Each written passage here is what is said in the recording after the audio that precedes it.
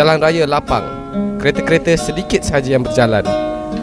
The hartal was a complete success in Kuantan. Every single Malay shop in Kuantan was closed on Hartal Day. 吉交三大市镇亚罗士打、双溪大年、居林昨日全响应总罢业。 ஈப்போவில் பார்க்கு சினிமாக்கள் யாவும் மூடி கிடந்தன. There was a stoppage of work in all estates in Selangor. The tin mines were also idle.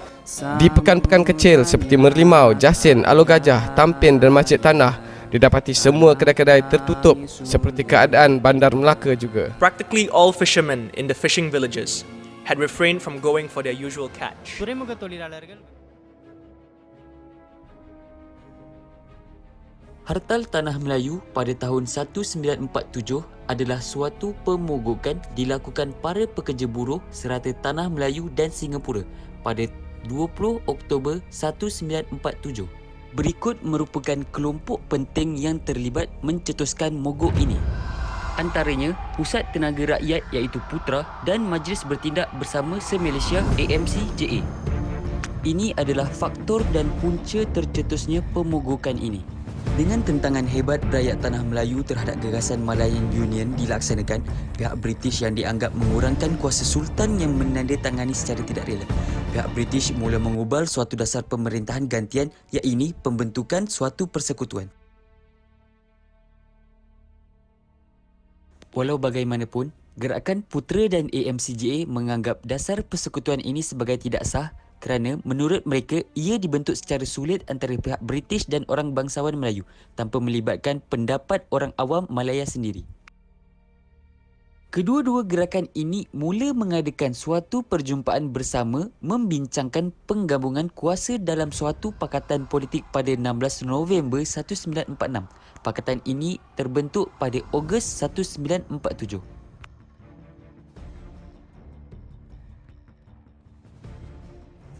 Pada tanggal 6 Oktober 1947, suatu manifesto hartal mula disebarkan kedua-dua pihak Putera dan AMCJA yang menyeru semua yang menganggap Malaya sebagai tanah air sebenar mereka agar mengadakan suatu tunjuk perasaan beramai-ramai menentang usulan yang bakal dibentangkan ini pada 20 hari bulan yang sama.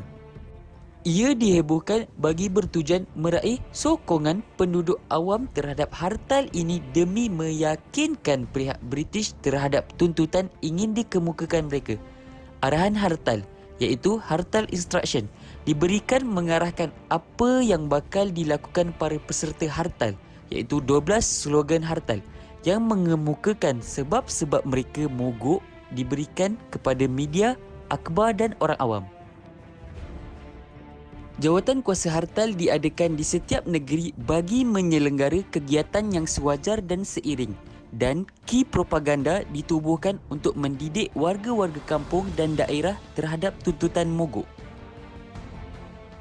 Tan Cheng Lock, beliau merupakan ketua AMCJA yang mengadakan suatu sidang akhbar di mana beliau meminta semua yang terlibat dalam hartal ini agar duduk di kediaman masing-masing dari jam 6 pagi hingga tengah malam.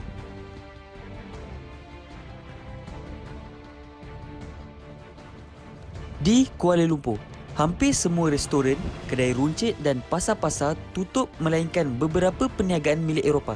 Seterusnya, sekolah-sekolah Inggeris beroperasi seperti biasa, namun tidak sekolah Cina di mana pelajar langsung tidak datang dan semua panggung-panggung wayang dan taman hiburan turut ditutup. Di Pulau Pinang pula, hampir semua perniagaan di Georgetown ditutup kecuali yang dimiliki para peniaga mamak dan syarikat Eropah. Namun, ada juga sebahagian perniagaan yang didapati beroperasi secara sembunyi di mana pelanggan memasuki dari pintu belakang. Di negeri Melaka pula, keadaan berjalan seperti biasa di Bandar Melaka. Malah, estet-estet luar bandar seperti Alor Gajah dan Jasin turut dilaporkan ada pekerjaan seperti biasa. Manakala di Negeri Sembilan pula, di Seremban, semua peruncit tidak mengira kaum kekal tutup kerana takut diancam keselamatan diri. Pengangkutan awam setempat berjalan seperti biasa. Singapura, di pusat bandar, jalan-jalan diamati sunyi sepi dengan semua kedai runcit ditutup. Semua pengangkutan awam turut tergendala henti dari jadual pada hari itu. Malah, pasar-pasar kosong dari kunjungan pembeli maupun kehadiran penjual. Dari pemogokan ini, terdapat tindak balas dari pihak Polis Pulau Pinang yang turut mengamalkan pendekatan berjaga-jaga seperti mana dilaporkan Times of Malaya and Straits Echo, di mana Ketua Polis Negeri Pulau Pinang dilaporkan meminta orang ramai tidak melibatkan diri dalam mogok tersebut.